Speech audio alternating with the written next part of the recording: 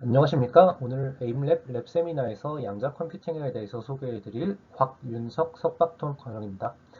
현재 양자 컴퓨팅 공부를 시작하려는 분들에게 쉽게 한글로 풀어서 설명하는 자료가 별로 없어서 이 세미나가 양자 컴퓨팅을 이해하는 데 도움이 되었으면 좋겠습니다. 그러면 시작하도록 하겠습니다.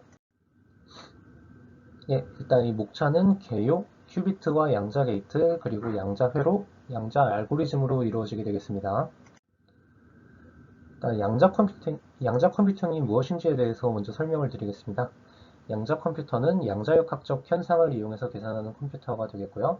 그리고 구글에서는 현존 최고의 슈퍼컴퓨터가 수백 년 걸릴 연산을 우리는 몇 초 만에 수행했다 이렇게 발표를 하기도 했고요. 그리고 구글, IBM을 비롯한 세계적 대기업들과 최고 과학기술원에서 활발히 연구가 진행되고 있고요. 그리고 상용화되는 즉시 세상을 바꿀 수 있는 혁신적인 기술이라는 평가가 많습니다. 그러나 먼저 말씀드리자면 양자 컴퓨팅은 그런 약간 마법 같은 기술은 아니고요. 유튜브 같은 데서 보면은 마치 2의 n승계의 연산을 병렬적으로 한 번에 처리해서 뭐 컴퓨터가 풀기 어려운 문제, NP 문제라고 하죠. 그런 걸 전부 다 풀어버릴 것 같이 설명을 하지만 실제로는 좀 복잡한 과정을 통해서 특정한 몇 가지 문제에 대해서만 더 효율적으로 풀 수 있다고 알려져 있고, 그리고 어떤 문제들은 기존 컴퓨터보다 훨씬 비효율적으로 해결하기도 합니다. 그리고 구글이 발표한 실적도 실제 세계에서 발생하는 계산이 아니라 양자 컴퓨터한테 굉장히 유리하게 만들어진 특정 계산을 기준으로 발표가 됐고, IBM은 그 계산마저도 자기네 슈퍼컴퓨터가 며칠 내로 수행을 한다고 발표를 하기도 했습니다. 그리고 양자 컴퓨팅은 굉장히 작은 시스템을 효과적으로 제어하는 기술이 필요해서 상용화되려면 넘어야 될 산이 아주 많고요. 하지만 그럼에도 불구하고 양자 컴퓨팅의 진짜 장점만 따져보더라도 연구할 가치는 충분하다고 생각이 들고요.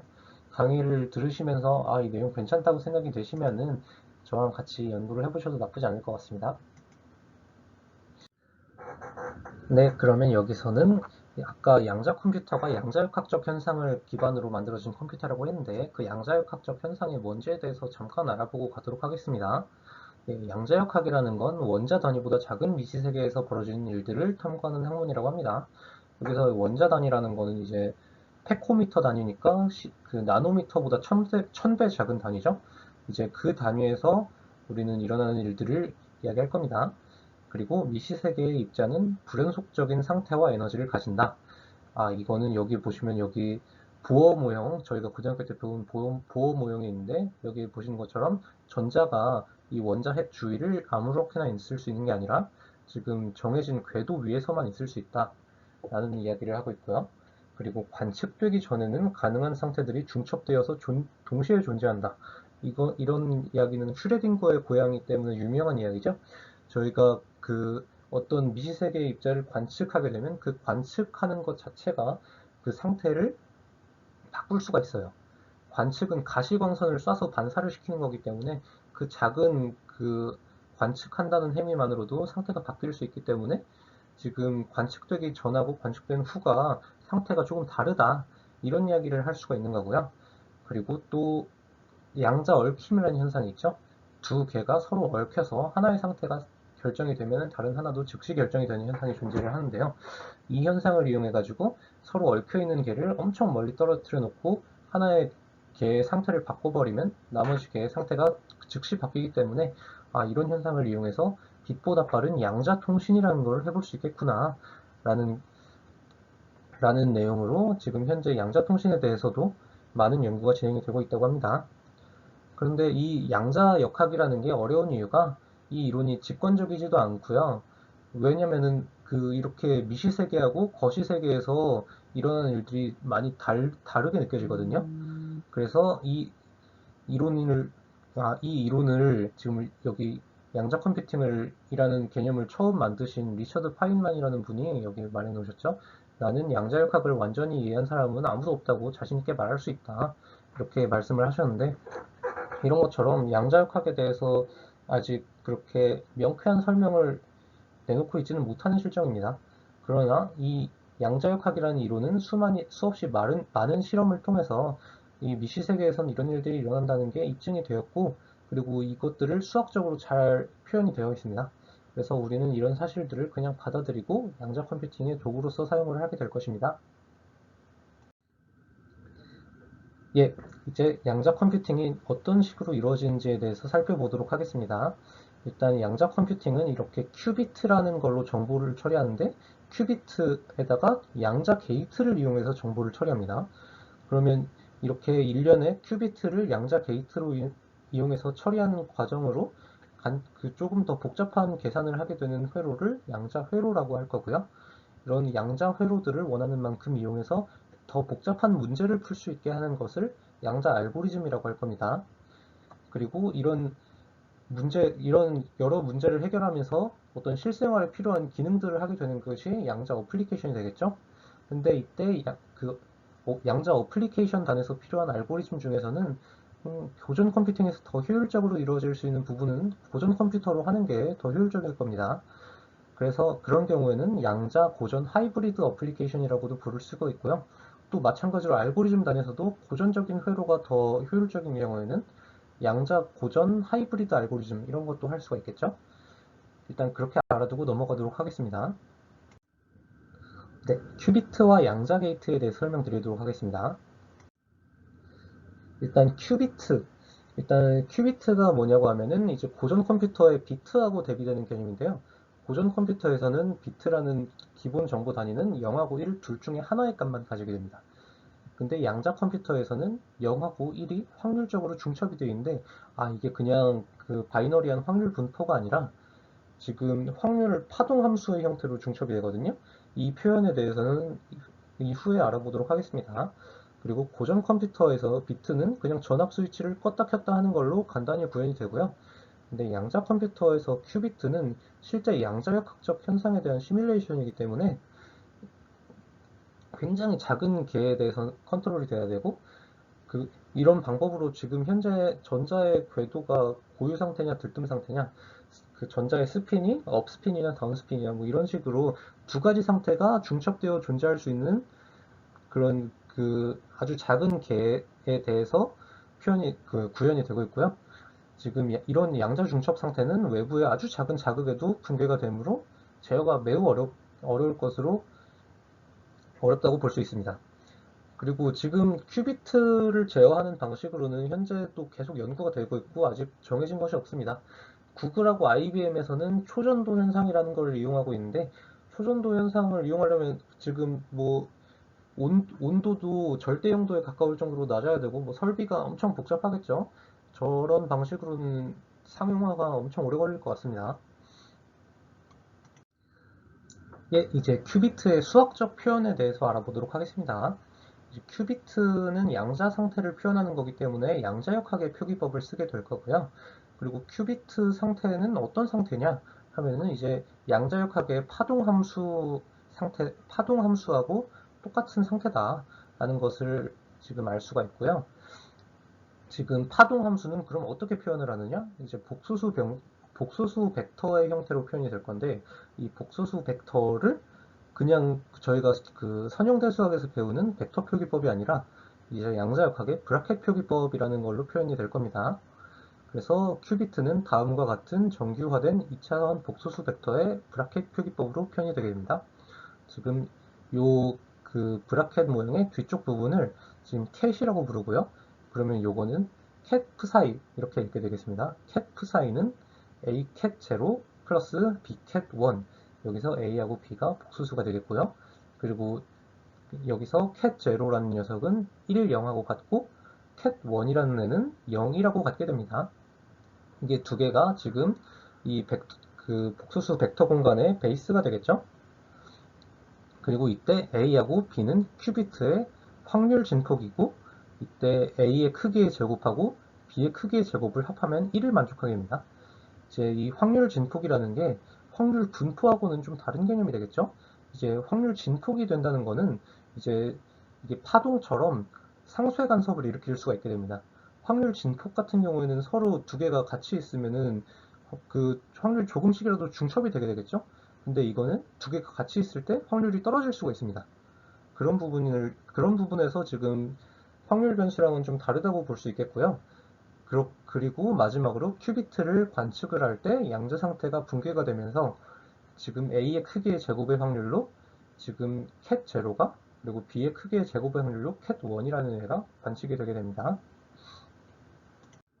네, 그러면 이제 아까 설명해 드린 큐비트에 대한 내용을 조금 더 한 다음에 양자 게이트로 넘어가도록 하겠습니다.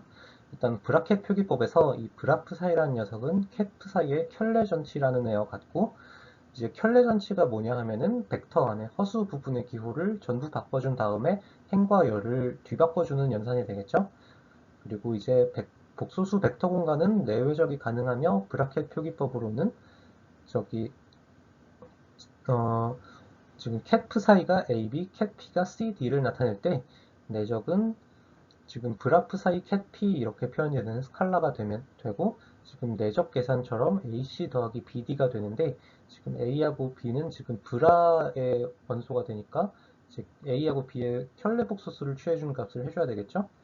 그리고 이제 이런 식으로 큐비트의 상태를 선형적으로 제어하는 시스템을 연산자 또는 게이트라고 하며, 이제 2차원 벡터에서는 이제 2x2 행렬로 표현이 되겠죠.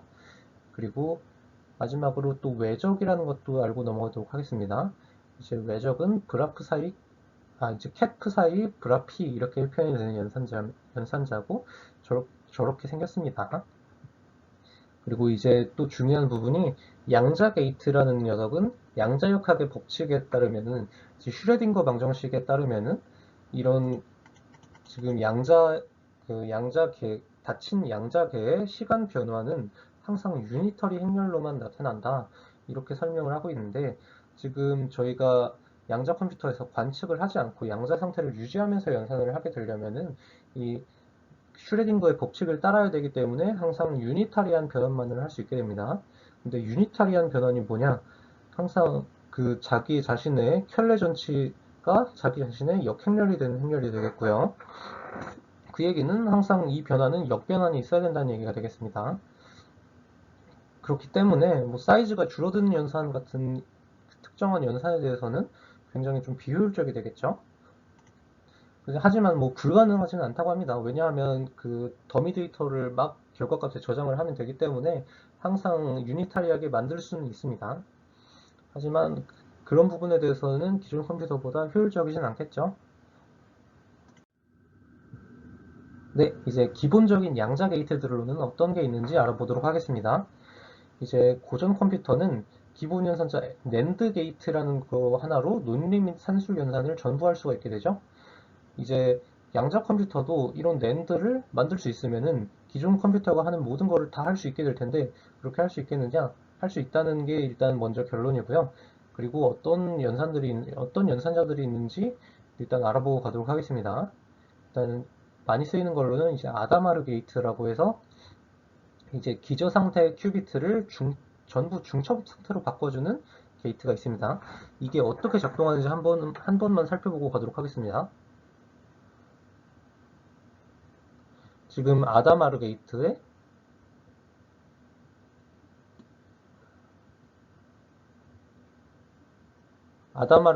이렇게 0이라는 기저를 넣게 되면 0이라는 녀석은 1, 0이었죠?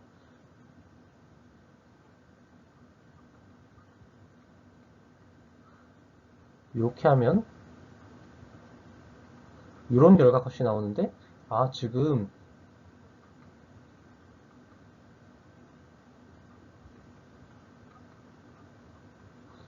지금 0을 넣었더니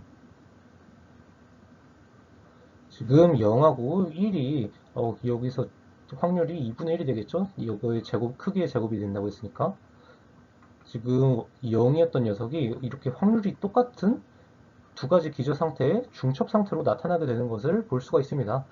그러면 이 아다마르 게이트는 기저 상태를 중첩 상태로 바꿀 수 있겠구나. 그러면 반대로 이런 기저 상태를, 이런 중첩 상태를 또다시 기저 상태로 바꿔줄 수도 있겠죠. 물론 그런 건 나중에 또 보게 될 거고요. 그리고 또 파울리 게이트라는 걸 알아보도록 하겠습니다. 일단 이 파울리 X 게이트라는 녀석은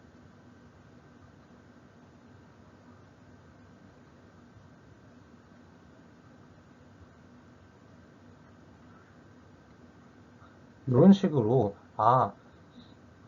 x에다가 0을 넣으면은 1을 뱉는구나.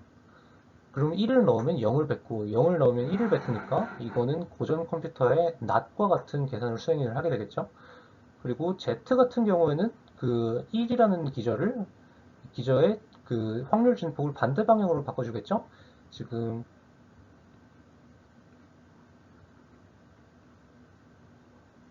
이런 식으로 바꿔주게 될 겁니다.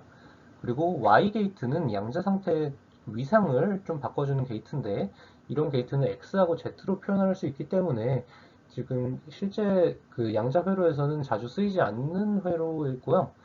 그리고 이외에도 양자 상태의 확률 진폭을 바꿔주는 페이스 쉬프트 게이트라고 하는 게이트들이 필요에 따라 사용되는데 이거는 조금 더 어려운 양자 그 회로를 구성할 때 쓰게 될 겁니다.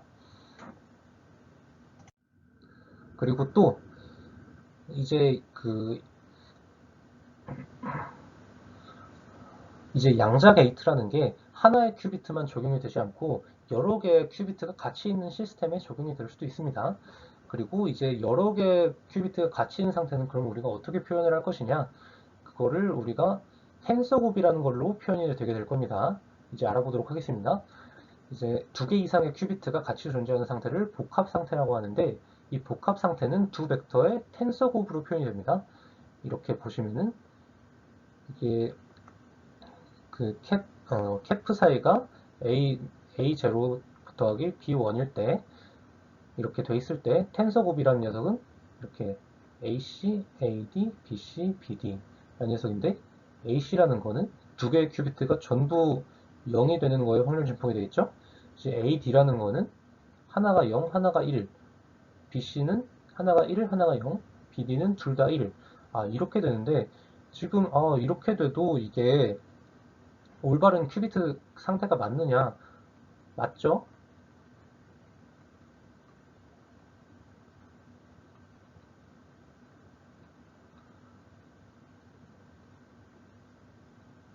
이것도 당연히 1이 되겠죠? 지금 요 2하고 1을 곱한 거를 지금 풀어놓은 게 되겠으니까요. 그리고 또 지금 연산자 여러 개를 큐비트 여러 개 동시에 지금 작용을 시키게 되는 것도 이렇게 단일 큐비트 연산자 행렬들의 텐서 곱으로 표현이 되게 될 겁니다. 아, 그러면은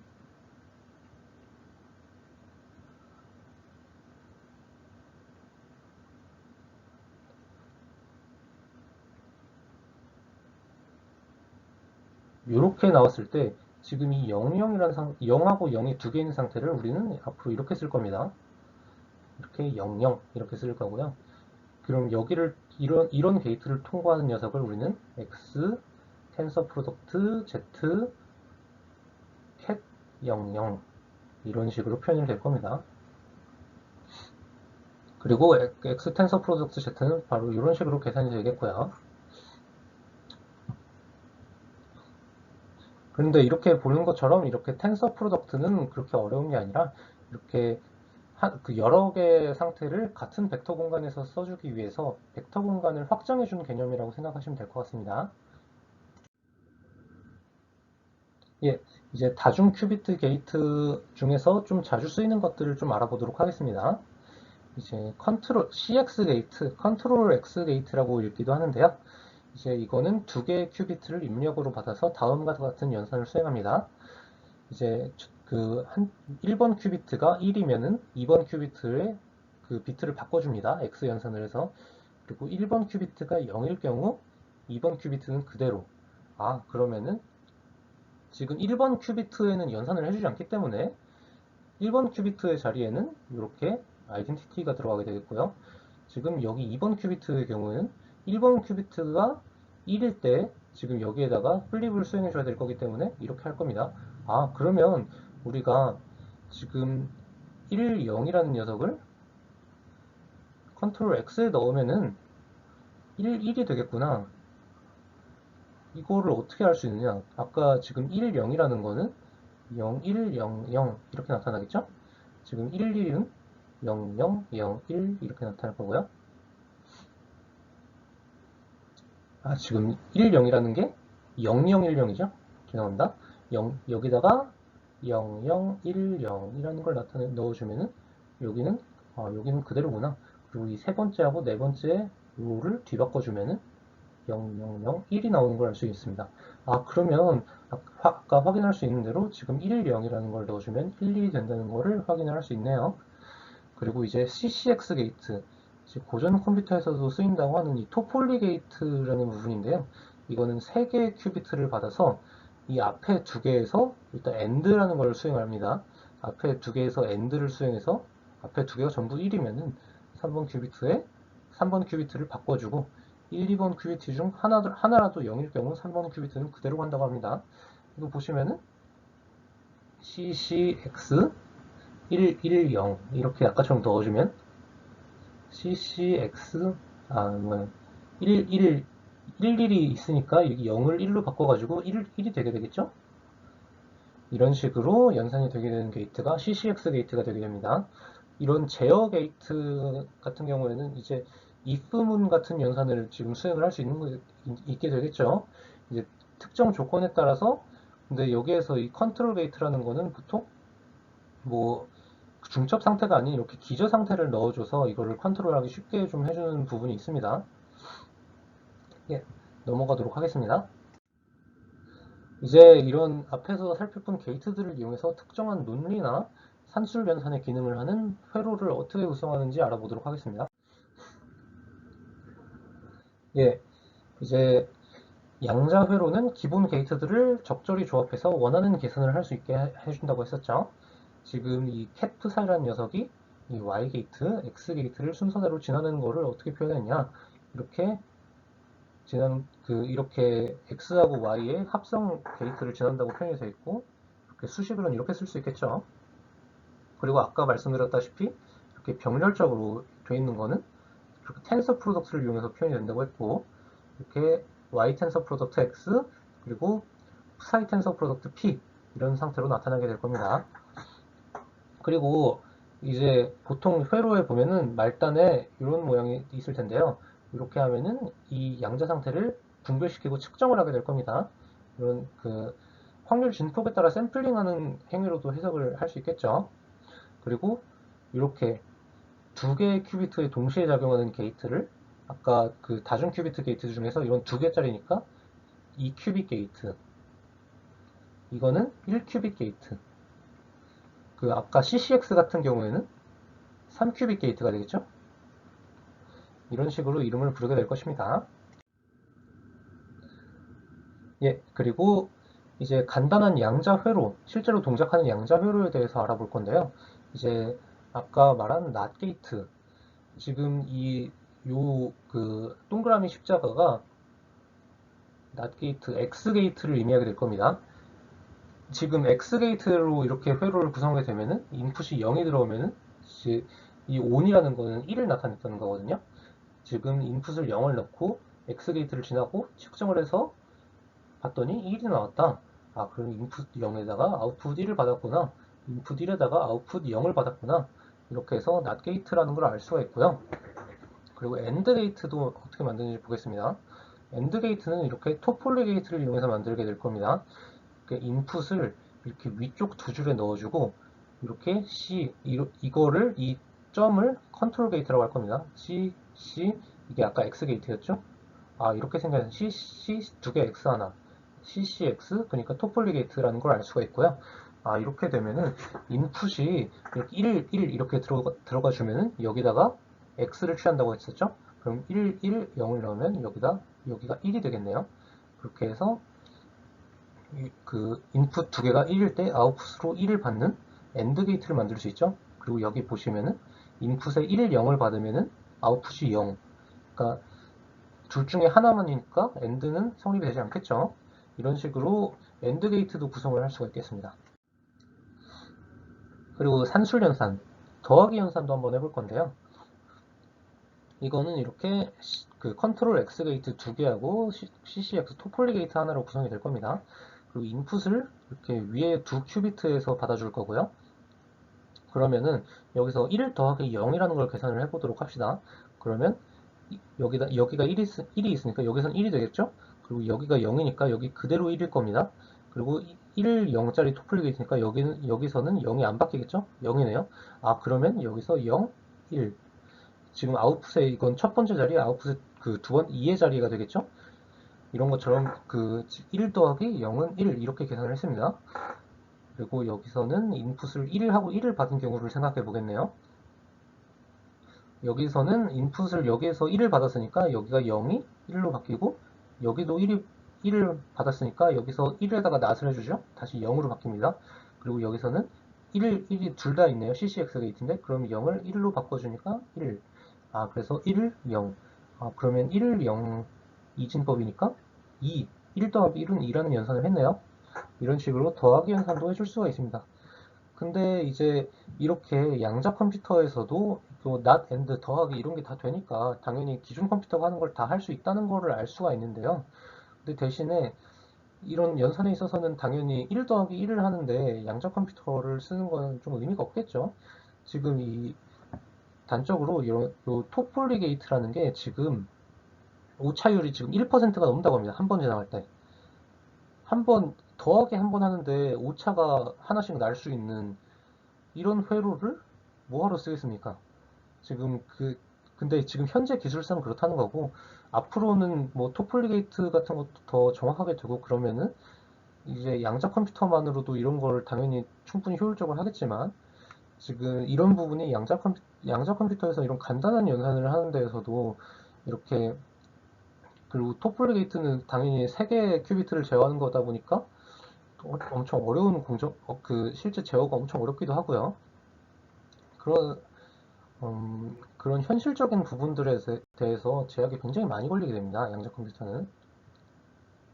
네, 그런 부분을 이제 알아보도록 하겠습니다. 양자회로 최적화라는 주제가 있는데요. 이 양자회로 관련해서 지금 양자회로 제어의 어려움 그리고 오류율 같은 거를 다 고려했을 때 1큐빅 게이트가 1의 비용이라고 하면 2큐빅 게이트는 10, 3큐빅 게이트는 69라는 비용이 들게 됩니다.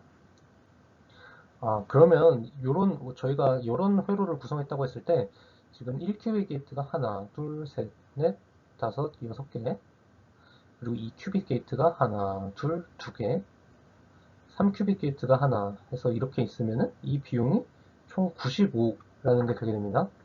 아, 근데 여기 보시면은 Z는 1을 넣으면은 마이너스 1이라는 걸 뱉는 회로였는데, 아, 처음에 0이라는 걸 넣으면은 쓸모가 없는 거 아니냐? 빼버릴 수 있겠죠? 빼버려도 같은 기능을 하게 될 겁니다. 아, 그러면은 이거는 사실 93으로 줄일 수 있는 거거든요? 일단 그 간단하게만 생각해도. 아, 이렇게 해서 같은 기능을 하는 회로가 항상 같은 구성을 가지고 있는 게 아니겠죠? 가장 비용적으로 효율적인 회로가 있을 겁니다. 예, 이렇게 여기 보시면 이 CCCX 게이트 인풋 3개가 전부 1일 때 아웃풋을 1로 해주는 그런 게이트가 되겠죠. 근데 여기 보시면은 그 CCCX 게이트라는 이 4큐빅 게이트죠. 4큐빅 게이트는 그 비용이 굉장히 높게 됩니다. 근데 반면에 이거를 이 토폴리 게이트 3개로 이거 똑같은 기능을 하게 할 수 있는데요. 대신에 여기는 그 큐비트를 4개만 쓰는 반면에 여기는 큐비트를 5개 쓰죠. 이렇게 해가지고 큐비트 개수는 하나 더 많이 쓰는 대신에 총 그 회로를 구성하는 비용은 더 적게 들게 됩니다. 3큐빅 게이트가 69였으니까 곱하기 3을 해도 207이죠. 이렇게 두 회로가 같은 기능을 수행을 하지만 비용하고 사용 큐비트 수가 다를 수가 있습니다. 이렇게 양자 회로를 구성하는 데는 현실적인 제약 조건, 비용이나 큐비트 수에 따른 최적화 문제가 존재를 하게 되겠고요. 지금 현재 양자 컴퓨팅이 지금 AI 기술에 적용하기 위한 연구를 저희 연구실에서 진행하고 있고 세계적으로도 활발히 진행이 되고 있는데, 반대로 기존의 AI 기술을 양자 컴퓨팅에도 적용을 할 수 있는 부분이 이 부분입니다. 지금 이렇게 강화학습을 이용해서 양자 회로를 최적화하는 논문이 최근에도 나오고 있고요. 이 부분에 대해서 이런 최적화 문제에서도 지금 AI를 적용하기 충분한 분야라고 생각이 듭니다. 네, 이제 앞에서 살펴본 회로들은 이제 양자 컴퓨팅에 대한 이해를 돕기 위해서 만든 간단한 회로들이고요. 사실 양자 컴퓨터는 복잡하고 비싼 물건이고, 그리고 저런 간단한 것들을 하려면 일단 기존 컴퓨터로도 되는데 굳이 양자 컴퓨터가 필요가 없겠죠? 그래서 지금 알아볼 양자 알고리즘들은 고전 컴퓨터의 알고리즘들보다 이론상의 최소한 이론상으로는 우위를 가지는 것들입니다. 그렇지 않으면 세상에 나올 이유가 없었겠죠. 하지만 그만큼 앞에서 살펴본 회로들보다 조금 더 복잡한 회로들을 이용하게 될 겁니다. 네, 이제 최초의 양자 알고리즘인 도이치 알고리즘에 대해서 알아볼 건데요. 이제 양자 컴퓨터의 존재의 의의는 이제 병렬 연산을 하기 위해서죠. 이제 그 양자 상태를 막 중첩을 시켜놓고 병렬 연산을 시키다 보니까 어떤 신호에 대해서는 중첩이 되고 어떤 신호에 대해서는 감쇄가 돼가지고 특정한 신호를 증폭을 시키고 뽑아내서 기존 컴퓨터보다 훨씬 더 빠른 연산을 하기 위해서죠. 이제 그런 과정을 통해서 문제를 해결하게 되는 알고리즘들을 양자 알고리즘이라고 부르게 될 겁니다. 사실 뭐 양자 컴퓨터에서 일어나는 모든 알고리즘을 뭐 양자 알고리즘이라고 부를 수도 있겠지만 아까 보셨다시피 간단하게 기존 컴퓨터가 할 수 있는 문제들에 대해서는 굳이 양자 알고리즘을 쓸 필요가 없기 때문에 이런 병렬 연산을 할 수 있는 알고리즘을 우리는 양자 알고리즘이라고 부르게 될 겁니다. 근데 이렇게 해서 그 고전 컴퓨터보다 지수함수적으로 빠르다고 알려진 양자 알고리즘이 아직도 별로 없습니다. 그 중에서도 실제로 구현을 할 수 있는 건 정말 많이 없고요. 그냥 사실 구현을 할 수 있고 지금 실제 상황에서 쓸모가 있는 양자 알고리즘은 그냥 없다고 보시면 됩니다. 하지만 지금도 이론적으로는 계산 우위를 가지는 양자 알고리즘이 계속 나오고 있고요. 그런 알고리즘 중에 1980 몇 년에 이제 그 양자 컴퓨터라는 개념이 처음 고안이 되고 나서 처음으로 나온 그 기존 컴퓨터 대비 이점을 가지는 양자 알고리즘이 도이치 알고리즘이라는 게 있고요. 이거에 이게 지금 제가 생각하기에 알려진 양자 알고리즘 중에 가장 간단한 메커니즘으로 작동을 하기 때문에 지금 양자 알고리즘이 어떤 거인지 알아보기 위해서 한번 알고 넘어가도록 하겠습니다. 네, 도이치 알고리즘은 어떤 문제를 푸는 알고리즘이냐? 지금 내부를 볼 수 없는 상자 안에 2의 n승계의 공이 있는데 이때 공의 색깔이 흰색 혹은 검은색이고 상자 안에는 검은색 공만 있거나 흰색과 검은색 공이 반반씩 섞여 있습니다. 이때 상자 안에 흰색 공이 하나라도 있을지 어떻게 알 수 있을까요?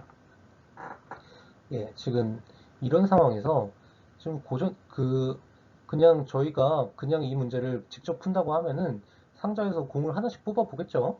흰색 공이 나올 때까지. 근데 흰색 공은 지금 반반씩 섞여 있더라도 까만색 공이 2의 n-1승계가 있어요. 그러면 운이 나쁘면은 그 까만색 공을 다 뽑는 동안에 이 상자에 까만색 공만 있는지 흰색 공이 하나라도 있는지 알 수가 없게 되겠죠? 그렇게 고전 컴퓨터도 이렇게 똑같은 과정을 겪게 될 겁니다. 가장 운이 나쁜 경우 검은 공을 2의 n-1승계를 뽑고도 어떤 경우인지 판단을 할 수가 없겠죠. 그래서 그거에서 최소 한 번은 더 해줘야지 정확한 계산을 할 수가 있게 될 겁니다. 이 문제를 양자 컴퓨터는 어떻게 풀게 될까요? 이제 앞으로 알아보도록 하겠습니다. 이 문제를 수식으로 표현하자면 지금 fx가 지금 0,1이라는 집합의 n승, 그러니까 n비트짜리 스트링이 되겠죠? 이걸 이렇게 표현을 할게요. 0000부터 1111 이렇게 n비트짜리 스트링이 되겠죠? 요거를 x가 n비트짜리 스트링인데 아웃풋은 0 또는 1이에요, 지금. 근데 지금 0이라는 상수함수가 되거나 아니면은 지금 0을 나타내는 x가 반, 1을 나타내는 x가 반, 이렇게 해서 이런 함수를 균등함수라고 할 건데요. x가 상수함수일지 균등함수일지 맞추세요. 라는 문제가 되겠습니다. 이때 이제 고전 컴퓨터 같은 경우는 하나씩 대입을 해보게 되겠죠? 하나씩 대입을 해서 지금 1이 한 번이라도 나올 때까지 계속 넣어보다가 1이 출력이 되면은 이건 F는 균등함수, 계속 0이었다. 그러면 F는 상수함수, 이렇게 얘기를 하게 될 겁니다. 근데 반면에 양자 컴퓨터는 그게 지금 n 큐빗짜리 양자 회로를 단 한 번만 통과하는 것으로 문제를 해결할 겁니다. 예, 지금 도이치 알고리즘을 푸는 회로는 이렇게 생겼고요. 지금 처음에 00000 이런 상태를 지금 넣게 되겠죠? 그리고 여기는 컨트롤 비트가 될 겁니다. 컨트롤 큐빗이 될 겁니다. 그리고 여기다가 아까 아다마르 게이트는 이렇게 전부 다 중첩을 시켜준다 그랬죠? 그래서 지금 이게 어떤 일을 해주느냐? n개의 cat 제로 큐비트하고 한 개의 cat 원 상태 큐비트를 입력하고 아다마르 게이트를 이용해서 중첩을 시킨 다음에 그럼 여기에서 지금 n비트짜리 스트링이 전부 중첩이 될 겁니다. 뭐 다 확률은 다 같을 테고요. 그렇게 해서 전부 중첩이 되고요. 지금 이 UF라는 건 오라클 게이트라고 하는 게이트가 되겠는데 이 게이트에서는 여기 이쪽 부분을 지금 여기에서 나온 y 값하고 fx를 더해주는 연산을 하게 될 겁니다. 네, 그 다음에 다시 아다마르 게이트를 적용하고 측정을 하게 되는 회로가 되겠는데요. 이게 어떻게 작동하는지 수식으로 한번 알아보도록 하겠습니다. 네, 지금 여기 아다마르 게이트를 처음으로 통과를 하게 되면은 지금 아까 모두 같은 확률로 중첩이 된다 그랬죠? 이런 모양으로 지금 요 위쪽의 n개에 대해서는 요만큼이 되겠죠? x가 전부 중첩이 되는 걸 얘기했으니까요. 그리고 이 마지막 1의 H1이라는 녀석이 아까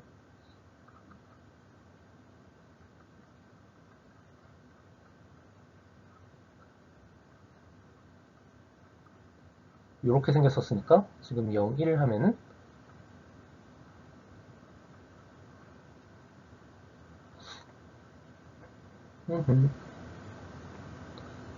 이렇게 될 겁니다. 이렇게 돼가지고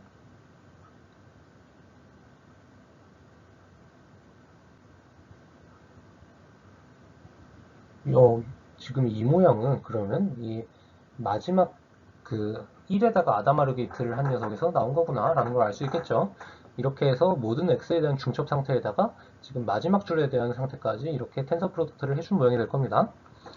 여기서 이 녀석이 오라클 게이트라는 녀석을 통과를 하게 되면은 지금 여기 아까 이 마지막 줄을 이렇게 연산을 해준다고 그랬죠? 이 위쪽에 중첩 상태는 지금 x가 그대로 x로 나올 거니까 위쪽의 중첩 상태는 그대로 유지가 되면서 이 마지막 게이트를 이렇게 연산을 하게 될 겁니다. 근데 여기서 fx가 0 또는 1이라 그랬죠? 그러면 지금 0이 나오면은 그냥 이렇게 될 거고요. 1이 나오면은 마이너스 f가 지금 f가 1이면은 여기가 1 마이너스 여기가 1 더하기 1 하고 요거에 이 플러스 이 기호가 지금 2로 나눠준다는 뜻이죠. 더하고 2로 나눠준다는 뜻이니까 1 더하기 1 나누기 2 하는 나머지니까 이렇게 생겼겠네요. 1에서 0을 f가 1이면은 1에서 0을 뺀 모양 f가 0이면은 f가 0이면은 0에서 0은 그냥 없어지니까 0에서 1을 뺀 모양 이렇게 될 겁니다. 그렇게 해서 지금 그러면 이거는 지금 마이너스 관계니까 마이너스 1에 fx 승을 해주고 지금 0에서 1을 뺀 상태로 표현이 되겠구나. 이렇게 알 수가 있습니다. 그리고 우리는 지금 여기 측정을 위쪽 큐비트 쪽에서만 진행을 하고 이 컨트롤 큐비트는 측정을 하지 않을 겁니다. 그래서 요거는 빼버리도록 하겠습니다. 이거는 어차피 마지막 게이트의 표현이니까요. 그래서 아까 만들어낸 지금 이 마이너스 1의 fx 승상에다가 x를 전부 중첩해 놓은 상태에서 다시 마지막 아다마르 게이트를 통과하게 되면은 이게 식이 좀 복잡해지는데 이런 모양으로 나온다고 합니다. 지금 이런 모양에서 지금 이 큐비트 개가 x는 0을 측정할 확률은 이런 모양으로 나타난다고 하는데 지금 이 모든 모든 x에 대해서 이 계산을 해주는데 지금 우리가 알고 있는 정보는 f가 상수거나 아니면은 0하고 1이 반반이라는 상태죠. 지금 f가 상수면 이게 어떻게 되겠습니까? 여기가 전부 1이 되겠죠. 그리고 제곱까지 있으니까요. 그러면 1이 2의 n승계가 되면은 지금 2의 n승분의 1이니까 확률이 지금 전부 1이 되겠네요. 아, 그러면 f가 상수함수이면은 이 시그마 안의 값이 2의 n승이 돼서 이게 x는 0을 측정할 확률이 항상 1이 되니 1이니까 그럼 항상 f가 상수라는 걸 알 수 있겠네요. x는 0을 측정하게 되면은 근데 만약에 f가 균등함수이면 어떻게 될까요? 여기가 절반은 1을 나타내고 절반은 마이너스 1을 나타내겠네요. 그러면 얘네끼리 이 시그마를 다 쳐버리면 빵이 돼서 날아갑니다. 그러면 시그마 안의 값이 0이 돼서 절대로 x는 0을 측정할 수가 없겠네요. 그러면은 만약에 x가 0,0,0,0,0,1 뭐 이런 거를 측정을 했다. 그러면 f는 균등함수다라고 바로 말할 수 있겠네요. 왜냐면 f가 상수함수였으면 항상 이거였고 f가 균등함수면은 지금 0이 나올 수가 없기 때문에 한 번의 측정만으로 이거를 알 수가 있게 됩니다. 이렇게 해서 도이치 알고리즘이 어떻게 작동하는지 알아봤고요. 네, 지금 이 도이치 알고리즘에서 이 양자 알고리즘의 특성을 조금 확인을 할 수가 있죠. 예, f가 상수함수일 경우에는 지금 그 모든 큐비트 상태의 확률 진폭이 x는 0에서 보강 간섭을 일으킨 거고요. 균등함수일 경우에는 전부 상쇄 간섭을 일으킨 걸로 생각을 할 수 있겠죠. 이렇게 되는 이유는 지금 큐비트의 상태는 전부 파동함수로 표현을 했기 때문입니다. 이렇게 도이치 알고리즘은 그 고전 알고리즘 대비 지수함수적으로 뛰어난 최초의 양자 알고리즘이지만 이런 문제 설정은 실제에서 발생하지 않기 때문에 실용성이 떨어집니다. 그리고 반대로 소인수분해 문제를 해결하는 쇼 알고리즘 같은 경우에는 당연히 소인수분해를 해결하면 암호 차계를 다 깨버릴 수 있기 때문에 실용성이 높지만 하지만 많은 큐비트하고 다중 큐비트 게이트를 사용하기 때문에 이거는 실제로 구현하기에는 지금 비용이 너무 많이 든다고 합니다. 지금 기술력에도 한계가 있고요. 그래서 다음 시간에는 여러 문제에 적용 가능한 휴리스틱 알고리즘이면서도 비교적 적은 큐비트와 다중 큐비트 환경에서 구현이 되는 최신 양자 알고리즘인 VQE 그리고 QAOA 이런 그 최신 양자 알고리즘에 대해서 알아보도록 하겠습니다. 지금까지 그 강의를 들어주셔서 감사합니다.